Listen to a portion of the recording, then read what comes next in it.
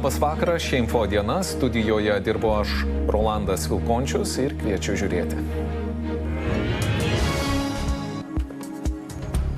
Nei metų, nei ištempusi vyriausybė griūva. Apie tai Gintautas Paluckas informavo prezidentą, o partiečiams teisinosi, kodėl taip padarė.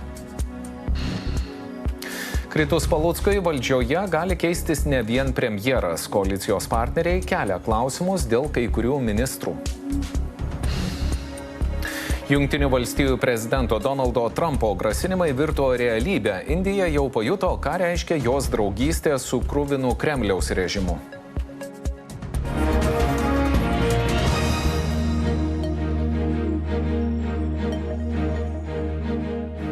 Dabar apie viską išsamei. Po virtinės skandalų atsistatydina premjeras Gintautas Paluckas.